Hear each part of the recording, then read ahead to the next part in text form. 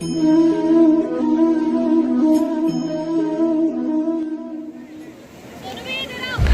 हर महादेव भक्तों। तो आप देख सकते हो ये पहलगांव है। आप सबका स्वागत है श्री अमरनाथ जी यात्रा 2022 में।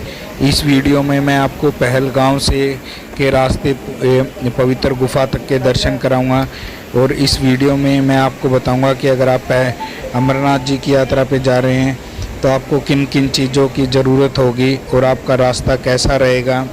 और आप पहलगांव के रास्ते से लेके अमरनाथ गुफा तक की ये पूरी कंप्लीट वीडियो है, तो आप वीडियो को अंत तक ज़रूर देखें, इसमें आपको पूरी जानकारी मिलेगी। तो जैसा कि आप देख सकते हो हम पहलगांव से यात्रा शुरू कर रहे हैं। पहलगांव में जाने के बाद आप पहलगांव बेस कैंप है, बेस कैंप में आप फ्री में रह सकते हो और बेस कैंप के पास में ही आपको RFID कार्ड बनवाने के लिए रजिस्ट्रेशन दिखा के आपका RFID कार्ड बन जाएगा, जो कि इस बार अनिवार्य है। हर यात्री को RFID कार्ड बनवाना, ये कार्ड बनेगा आपका, इसके बाद ही आप आगे एंट्री कर सकते हो। और RFID कार्ड आपको जम्मू में बन जाएगा, उधमपुर रेलवे स्टेशन पे ही बन जाएगा और पहलगांव और बालटाल बेस कैंप पे भी बन जाएगा। तो ये हमारा रूट रहेगा। जैसा आप देख सकते हो हम पहलगांव से शुरू कर रहे हैं। पहलगांव से चंदनवाड़ी, चंदनवाड़ी से पिस्सू टॉप के बाद फिर आप नागाकोटी होते हुए शेषनाग चले जाएंगे। शेषनाग से महागुना स्टॉप, वहाँ से फिर आप पंचतरणी और पंचतरणी से संगम वो पॉइंट है जहाँ पे संगम पे बालटाल और पहलगांव के यात्री मिलते हैं और उसके आगे आप पवित्र गुफा के दर्शन कर सकते हैं। तो भक्तों ये आप देख सकते हो ये पहलगांव बेस कैंप का अंदर का नज़ारा है। यहाँ पर आपको बहुत सारे भंडारे लगे मिलेंगे, आपको अंदर टेंट की सुविधा है रहने के लिए और सब कुछ आर्मी प्रोटेक्शन के अंदर में है। बेस कैंप के अंदर आपको भंडारे लगेंगे, खाने की सारी सुविधा फ्री है। इसके अंदर स्टॉल लगे हुए हैं, आपको कुछ अपने लिए शूज़ खरीदने हैं, कपड़े खरीदने हैं, रेन कोट खरीदना है। अगर आपके पास सिम नहीं है तो आपको यहाँ से सिम भी मिल जाएगा मोबाइल का, जो कि जम्मू कश्मीर में पेड सिम चलता है। तो आपको अंदर बेस कैंप के अंदर सभी सुविधाएं मिलेंगी। और अगर आपने होटल बुक नहीं किया है तो आप कोशिश कीजिए कि आप बेस कैंप में ही ठहरें। तो बेस कैंप में अंदर इतने भंडारे हैं, पूरा भगवान के भजन चलते रहते हैं, कीर्तन होता रहता है और अंदर टेंट की सुविधा भी काफ़ी अच्छी है। वहाँ पर आपको पीछे साथ में स्नान करने के लिए, रहने के लिए सब सुविधा अंदर बेस कैंप में हैं और भंडारे हैं वो सब भी आपको फ्री में खाना खिलाएंगे यहाँ पे। और यहाँ की रौनक जब आप देखेंगे तो आपका मन लगेगा यहाँ के कि अभी आप यात्रा का आनंद उठाएंगे। और यहाँ से सुबह 5 बजे आपको गेट खुल जाएगा एग्ज़िट करने के लिए, क्योंकि सब आर्मी प्रोटेक्शन में। उसके बाद आप अंदर आने के बाद बाहर नहीं जा सकते, आपको अंदर सारी सुविधाएं मिलेंगी। आपको ज़रूरत का कुछ सामान खरीदना है वो भी मिल जाएगा। उसके बाद सुबह जब 5 बजे आपका गेट खुलेगा तो आपको गेट के बाहर से ही प्राइवेट टैक्सी मिलेगी जो आपको चंदनवाड़ी तक छोड़ेगी। और चंदनवाड़ी के बाद आपको अपनी आगे की यात्रा शुरू करनी है। इस वीडियो में बीच में मैं आपको श्री अमरनाथ गुफा, जो पवित्र गुफा की है, उसकी जो हमारे पुराणों में वर्णित कथा है वो भी सुनाऊंगा। तो आप वीडियो के अंत तक बने रहिएगा और वीडियो के आप घर बैठ के इस वीडियो के ज़रिए यात्रा का पूरा आनंद उठा सकते हैं। आप देख सकते हो कितनी भीड़ है, लेकिन यहाँ पर इस बेस कैंप में जब आप अंदर आते हो तो आपका मन करेगा हर स्टॉल पे जाने का, घूमने का। यहाँ पर आपको पूरे हिंदुस्तान से भक्त मिल जाएंगे। ऐसा नहीं है कि किसी एक शहर के भक्त होंगे। आप यहाँ देखोगे यहाँ भंडारे भी सब जगह से लगे हुए हैं। कोई दिल्ली का भंडारा मिलेगा आपको, कहीं तो कोई गुजरात का मिलेगा, तो सब मिक्स मिलेगा। अच्छा शुद्ध भोजन मिलेगा, वैरायटी फूड मिलेगा आपको। और ये कैंप है जहाँ आपको रात में रुकने के लिए सुविधा मिलेगी। पीछे की तरफ आप देखोगे तो वहाँ पर आपको टॉयलेट भी लगे हुए हैं, वहाँ भी काफ़ी साफ़ सफाई का ध्यान रखा हुआ है। तो आप बेस कैंप में ठहरे और यात्रा का आनंद लें। तो उसकी जब सुबह आपकी 5 बजे यहाँ से एक फाटक खुलती है, इसका मेन गेट खुलेगा 5 बजे। उसके बाद उससे पहले सब भक्त लाइन में खड़े रहते हैं, तो आपको लगेगा लाइन काफ़ी लंबी है देखने में, लेकिन जब गेट खुलेगा तो 10 मिनट में या 15 मिनट से ज़्यादा टाइम नहीं लगेगा। सभी ये फटाफट एग्ज़िट कर जाएंगे और उसके बाद बाहर आपको टैक्सी मिलेगी। टैक्सी पकड़कर आप चंदनवाड़ी तक जाना होगा। चंदनवाड़ी पे आपका जो रजिस्ट्रेशन है वो चेक होगा। आपके रजिस्ट्रेशन की एक कॉपी आपसे ले ली जाएगी और 2 कॉपी आपके पास रहेंगे। आप देख सकते हो अब गेट खुल चुका है, तो भक्तों में कितना उत्साह है और सभी भक्त भगवान का जयकारा करते हुए, भारत माता की जय का जयकारा करते हुए, क्योंकि आर्मी में भी जोश है और आर्मी आपकी प्रोटेक्शन है, तो आपके अंदर एक अलग ही जोश रहता है। और भगवान भोलेनाथ की भक्ति ऐसी है, जब वो अपने भक्तों को बुलाते हैं तो उनके अंदर अलग ही जोश होता है। तो यहाँ से बाहर से आपको टैक्सी मिल जाएगी। सब कुछ आर्मी प्रोटेक्शन के, अगर आप यात्री हैं तो हर चीज़ आपकी आर्मी के अंडर में ही चलेगी। यहाँ से आप टैक्सी ले सकते हैं। टैक्सी लगभग 120 या 130 रुपये लेगा आपको 16-17 किलोमीटर जो आगे चंदनवाड़ी है वहाँ तक जाने के लिए। और ये देखिए भक्तों, अब हम चंदनवाड़ी पहुँच गए हैं। चंदनवाड़ी में भी आपके ये लाइन लगी हुई है, क्योंकि यहाँ पे आपने जो रजिस्ट्रेशन कराया है उसमें से 3 में से 1 कॉपी आपसे वो लोग ले लेंगे। तो ये कुदरत का काफ़ी अच्छा नज़ारा है। जो ये नदी देख रहे हैं, ये लिदर नदी है, ये ऊपर शेषनाग और ग्लेशियर से ही बन के आती है, तो हमें इसके साथ साथ ही ऊपर शेषनाग तक जाना होगा। तो यहाँ पे आप देख सकते हो, यहाँ भी लाइन लंबी होगी लेकिन 10 से 15 मिनट लगेंगे, ज़्यादा टाइम नहीं लगता, क्योंकि सर्विस काफ़ी अच्छी है। और इसके बाद आप अपना पैदल यात्रा शुरू कर सकते हो। आपके डॉक्यूमेंट चेक हो जाएंगे, उसके बाद आप अपने अकॉर्डिंग, अगर आप पैदल पे जाना चाहते हो या घोड़े से जाना चाहते हो, तो आपको बाहर यहीं पर आपको घोड़े भी मिल जाएंगे।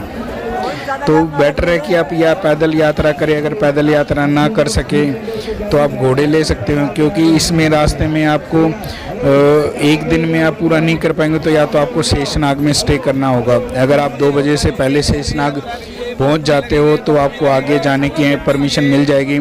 अगर 2 बजे के बाद शेषनाग पहुंचते तो आपको शेषनाग बेस कैंप में स्टे करना होगा। नहीं तो आप शेषनाग से अगर निकल जाओगे तो आपके पास आगे 2 ऑप्शन है, या तो आप पोषपत्री में स्टे कीजिए, और पोषपत्री में स्टे नहीं करते हो तो फिर आप चंदनवाड़ी में स्टे कर सकते हो। ये देखिए चंदनवाड़ी, यहाँ से ये चंदनवाड़ी है, तो शेषनाग यहाँ से 12 किलोमीटर है और पवित्र गुफा 32 किलोमीटर है। तो आपको 32 किलोमीटर की ट्रैकिंग करके जानी है। शुरू के जो 3 किलोमीटर हैं पिस्सू टॉप की, वो काफ़ी खड़ी चढ़ाई है, तो उसमें आपको थोड़ी सी दिक्कत हो सकती है। तो आप धीरे धीरे चलते रहें, रुके नहीं, थोड़ा आराम करते रहे, चलते रहें।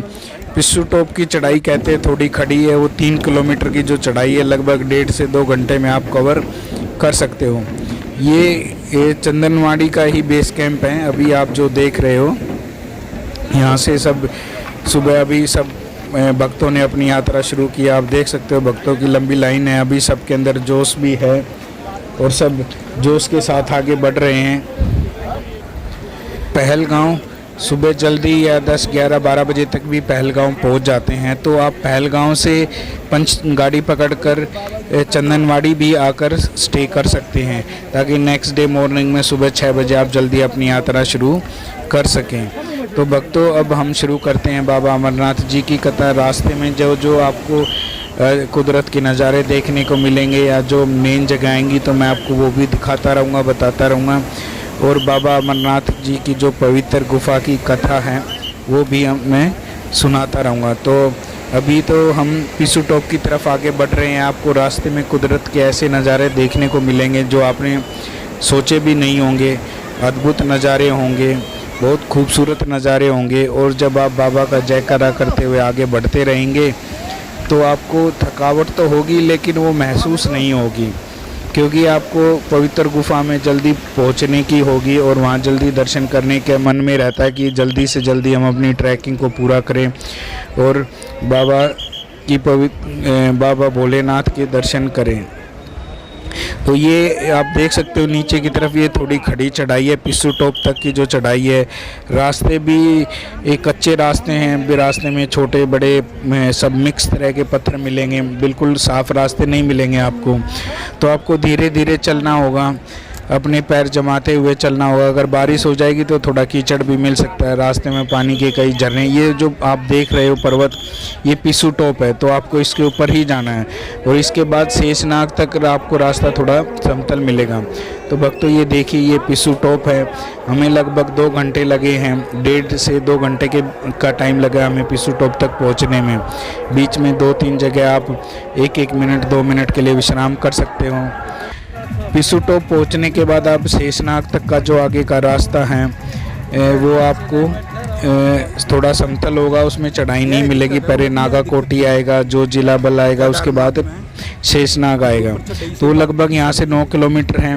यहाँ पर ऑक्सीजन की मेडिकल सुविधा भी है, किसी भक्त को ज़रूरत हो तो सारी सुविधाएं यहाँ मिलेंगी। तो अब आपको इसके आगे जो ग्लेशियर भी दिखाई देंगे, बर्फ़ के पहाड़ भी दिखाई देंगे। तो अब हम बाबा अमरनाथ जी की कथा प्रारंभ करते हैं। सती ने दूसरा जन्म हिमालय के यहाँ पार्वती के रूप में लिया। उन्होंने काफ़ी कठोर तपस्या की, तभी उनको भगवान शंकर पति रूप में मिले थे। और जब माता पार्वती ने भगवान शंकर से प्रश्न किया कि आपके गले में जो ये मुंडों की माला है आपने क्यों धारण किए हैं, तो भगवान शंकर ने उनको कहा था कि आपकी जितने तुम्हारे जन्म होंगे उतने मेरे गले में मुंड होंगे। तो माता पार्वती ने उनसे यही प्रश्न पूछा था कि ऐसा क्यों है कि मेरा शरीर तो नाशवान है और आप अमर हैं। तो भगवान शंकर ने कहा यह सब अमर कथा के कारण है। यह सुनकर पार्वती जी ने शिव जी से कथा सुनने का आग्रह किया। बहुत वर्षों तक तो भगवान शंकर इसे टालने का प्रयास किया, लेकिन जब पार्वती की जिज्ञासा बढ़ गई तब भगवान शंकर को लगा कि अब कथा सुना देना चाहिए। अब सवाल यह था कि अमर कथा सुनाते वक्त कोई अन्य जीव इस कथा को न सुन ले। इसलिए भगवान शंकर पंच तत्वों पृथ्वी, अग्नि, जल, वायु का परित्याग करके इन पर्वतमालाओं में पहुँचे और अमर गुफा में माता भगवती पार्वती को अमर कथा सुनाने लगे। भगवान शंकर अमरनाथ गुफा की ओर जाते समय सबसे पहले पहलगांव जहाँ पर उन्होंने नंदी बैल का त्याग किया, तत्पश्चात चंदनवाड़ी में उन्होंने जटा केशों से चंद्रमा को मुक्त किया। फिर शेषनाग झील पर पहुंचकर उन्होंने अपने गले से सर्पों को उतार दिया। फिर प्रिय पुत्र गणेश जी को उन्होंने महागुनास पर्वत पर छोड़ने का निश्चय किया, जिसको आजकल गणेश टॉप भी कहते हैं। फिर पंचतरणी में पहुंचकर भगवान शिव ने अपने पंच तत्वों का परित्याग किया। सब कुछ छोड़कर अंत में भगवान शिव ने अमरनाथ गुफा में प्रवेश किया और माता पार्वती को अमर कथा सुनाने लगे। ये देख सकते हो, ये शेषनाग झील है। यहाँ पर भगवान शिव ने अपने शेषनाग का त्याग किया था। और शेषनाग में जो बेस कैंप बना हुआ है वहाँ पर अगर आप 2 बजे तक पहुँच जाते हो तो ही आपको आगे जाने की परमिशन मिलेगी। नहीं तो 2 बजे के बाद अगर आप पहुँचते हो तो आपको शेषनाग बेस कैंप में रुकना पड़ेगा, क्योंकि इसके आगे का जो बेस कैंप है वो पोषपत्री में है और पोषपत्री के बाद आपको पंचतरणी है। तो अगर आप 2 बजे यहाँ से निकलते हो तो ही आप शाम को अंधेरा होने से पहले पोषपत्री या पंचतरणी तक पहुँच सकते हो। तो आप देख सकते हो कितना खूबसूरत नज़ारा है और ये ग्लेशियर से बनी हुई लेक है। इस यहाँ तक का रास्ता काफ़ी आसान है, लेकिन जब आप शेषनाग से आगे महागुनास पर्वत पर या गणेश टॉप जिसको बोलते हैं उस पर जाओगे तो वहाँ पर आपको थोड़ी ऑक्सीजन की कमी महसूस हो सकती है, क्योंकि अब आगे ग्लेशियर है और खड़ी चढ़ाई है, आपकी काफ़ी हाइट भी हो जाएगी। और आगे जो पर्वत हैं उन पे आपको ये देखो भक्तों, अब हम आगे की तरफ शेषनाग से आगे निकल चुके हैं। आप देख सकते हो जो शरीर में सबके जो जोश था यहाँ तक, क्योंकि ऑक्सीजन की कमी है तो आप 50 मीटर 100 मीटर से ज़्यादा नहीं चढ़ पाओगे एक बार में, आपको रुकना ही पड़ेगा। यहाँ पर मैंने महसूस किया कि जो घोड़े से चलते हैं उनको भी विश्राम करना पड़ता है। बाकी कई आप और यात्राओं पे जाओगे तो वो नॉन स्टॉप चलते रहते हैं, उनको विश्राम करने की ज़रूरत नहीं पड़ती, लेकिन यहाँ पर सबको विश्राम करना होता है। सबकी यात्रा यहाँ धीरे धीरे चलती है। आपको भोलेनाथ का जयकारा करते हुए, भोलेनाथ का नाम जपते हुए धीरे धीरे ही आगे बढ़ना होगा। ये महागुनास पर्वत है जिसको गणेश टॉप भी बोलते हैं। तो गणेश टॉप के बाद आपको फिर चढ़ाई नहीं है, फिर आपको नीचे की तरफ उतरना है, तो वहाँ आप इजीली उतर सकते हो। लेकिन यहाँ आप देख सकते हो रास्ते में ये पंचतरणी से आगे आप जैसे चढ़ते जाओगे आपको एक भी पेड़ नहीं दिखाई देगा, यहाँ पक्षी भी नहीं दिखाई देंगे, आपको कोई पेड़ नहीं है। इसकी वजह से ऑक्सीजन लेवल काफ़ी कम हो जाता है और आप चढ़ रहे हो तो आपका सांस भी फूलता है।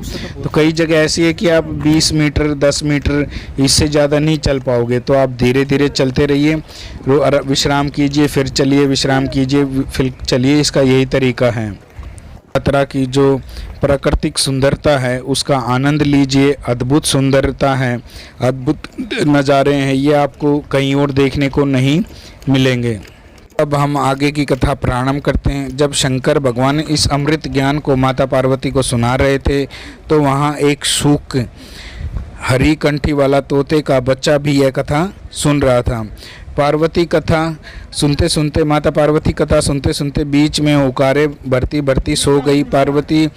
माता पार्वती के सोने के नींद आ गई और उसके पश्चात जो वहाँ पर शुक ने हुकारे प्रारंभ करने शुरू कर दिए और वो पीछे से हुकारे भरता रहा। यह भगवान शिव को जब ज्ञात हुआ तब वे शुक को मारने के लिए दौड़े और उसके पीछे अपना त्रिशूल उन्होंने फेंक छोड़ दिया। शुक जान बचाने के लिए तीनों लोकों में भागता रहा। भागते भागते वह व्यास जी के आश्रम में आया और सूक्ष्म रूप बनाकर उनकी पत्नी वटिका के मुख में घुस गया। वह उनके गर्भ में रह गया। ऐसा कहा जाता है कि 12 वर्ष तक गर्भ के बाहर ही नहीं निकला। वह शुक कहते हैं कि जो शुक था वो 12 वर्ष तक ही गर्भ में रहा। जब भगवान कृष्ण ने स्वयं आकर उनको आश्वासन दिए, बाहर आने के लिए आश्वासन दिया कि तुम्हारे ऊपर माया का कोई प्रभाव नहीं होगा, तभी ये गर्भ से बाहर निकले और व्यास जी के पुत्र कहलाए। और शुक को गर्भ में ही वेद, उपनिषद, दर्शन, पुराण आदि का समय ज्ञान हो गया।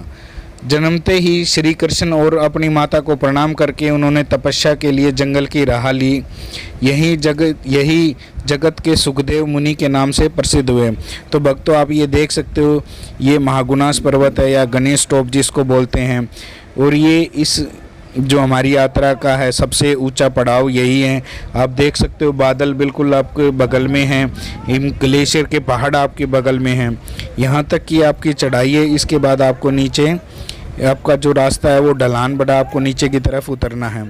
आप देख सकते हो यहाँ भी आर्मी का बेस कैंप लगा हुआ है और बादल आपको बिल्कुल आपके बराबर लगेंगे। आगे का रास्ता जो है थोड़ा नीचे उतरेंगे तो आपको ग्लेशियर मिलेंगे, कच्चे रास्ते हैं, कहीं आपको ग्लेशियर छोटे छोटे बर्फ़ के ग्लेशियर के अंदर से निकलना होगा। और जब ग्लेशियर पिघलते हैं तो जो छोटे छोटे नदी और झरने मिलेंगे उनको भी आप धीरे धीरे संभल के चलते रहें, क्योंकि रास्ते कच्चे हैं।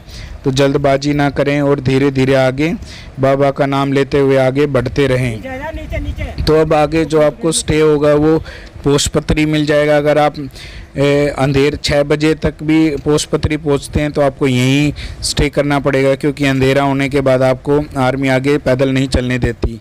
अगर आप 4 बजे तक यहाँ पहुँचते तो आगे 2 से 2.5 घंटे में या 3 घंटे में आप अंधेरा होने तक पंचतरणी भी पहुँच सकते हो।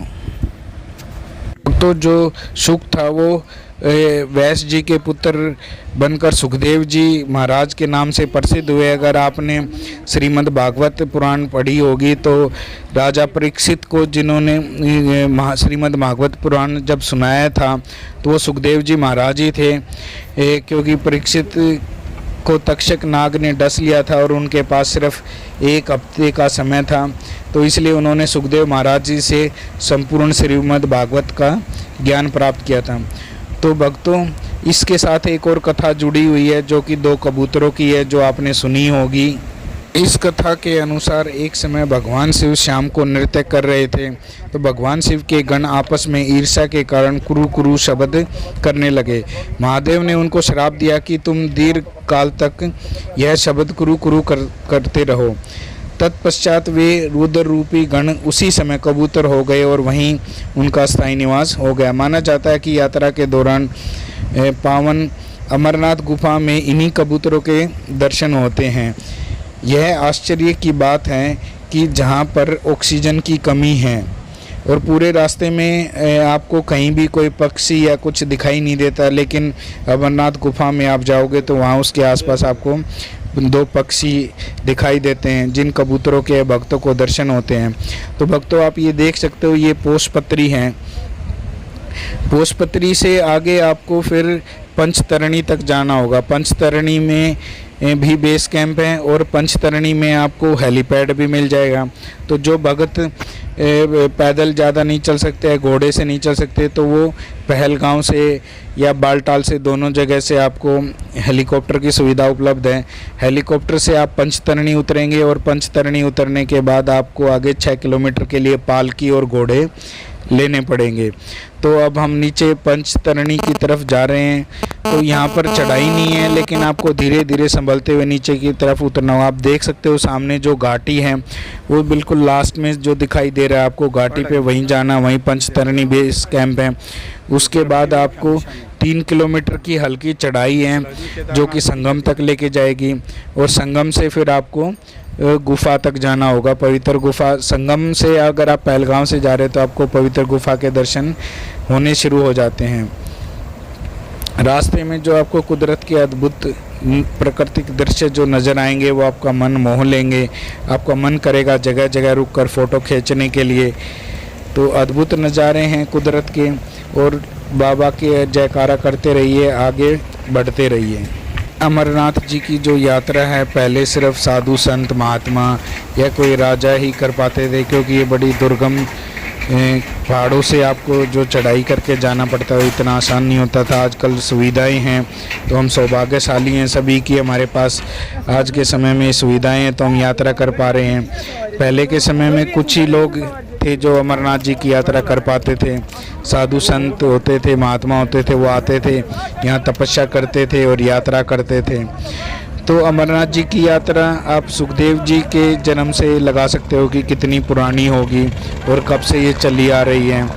ऐसे कई लोग यहाँ कहते हैं कि अमरनाथ की गुफा को कुछ समय पहले ही बूटा मलिक ने खोजा था, तो तब से यात्रा शुरू हुई, लेकिन ऐसा नहीं है। ये फेक स्टोरी है। ये कुछ ऐसी है जैसे कि भारत की खोज, आपने पढ़ा होगा कि भारत की खोज किसने की थी, तो हमें बचपन में पढ़ाया जाता था कि वास्को डी गामा ने की थी, जो कि 1800 कुछ में की थी। जबकि अगर 1800 कुछ में वास्को डी गामा ने भारत की खोज की थी, तो उससे पहले अंग्रेज़ मुग़ल आए, वो सब कैसे आए। तो इतिहास में कुछ चीज़ें हैं जो गलत भी लिखी हुई हैं। तो ये पंचतरणी बेस कैंप से जब आगे की तरफ बढ़ेंगे तो आपको सिर्फ 2 से 2.5 किलोमीटर या 3 किलोमीटर की थोड़ी चढ़ाई मिलेगी, जो आपको सीधा संगम पर ले जाएगी। तो आप देख सकते हो ये संगम ही है, यहाँ पर घोड़े आ रहे हैं, और दूसरे पर्वत पर आप देखोगे तो वो बालटाल से जो यात्रा आ रही है वो पर्वत पर है।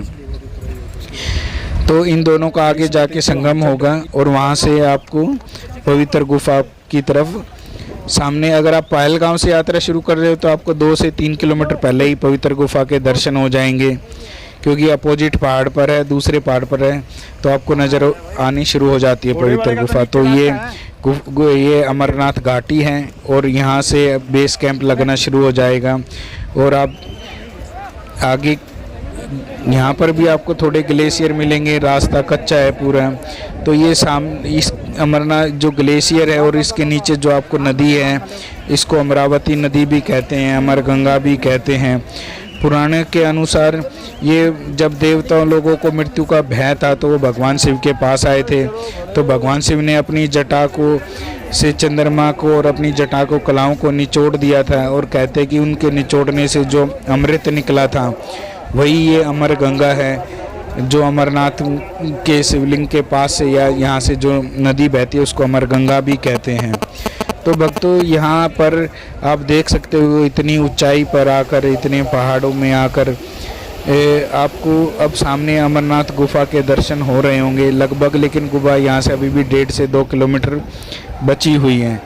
तो कुदरत के अद्भुत नज़ारे हैं, और यहाँ सिर्फ ये 2 महीने ही आपको चहल पहल और अमरनाथ यात्रा चलती है, तभी सब आते हैं। कि जैसा हमने यहाँ के लोकल जो निवासी हैं उनसे पूछा, तो वो सब सिर्फ 2 महीने ही अब यात्रा चलेगी तो यहाँ आएंगे। उसके बाद सितंबर से अक्टूबर से लेकर मार्च तक यहाँ 5 फुट 10 फुट कहीं कहीं 15-20 फुट बर्फ़ जम जाएगी, रास्ते बंद हो जाते हैं। तो ये सब भोले बाबा की कृपा है जो हम सब अमरनाथ जी के दर्शन कर रहे हैं। ये पवित्र गुफा है। तो भक्तों, आपको मेरी वीडियो कैसी लगी? अगर वीडियो में मेरे से कुछ गलती हुई है तो मुझे क्षमा करना, और आप वीडियो को अंत तक देखें ताकि भोले बाबा की अमरनाथ यात्रा का आप आनंद उठा सकें। और अगले साल या जब भी आपको मौका मिले तो आप अमरनाथ यात्रा ज़रूर करें, लेकिन सावधानी के साथ करें, और जो यात्रा की गाइडलाइन है उनको फॉलो करते रहें। अपने साथ गर्म कपड़े रखें क्योंकि रास्ते में आपको ठंड भी लग सकती है। बाकी सारी आपको अमरनाथ जी की साइट पे कंप्लीट गाइडलाइन मिल जाएगी, उसको फॉलो करते रहें। जय बाबा अमरनाथ। और पवित्र गुफा के आप दर्शन कीजिए। हर हर महादेव।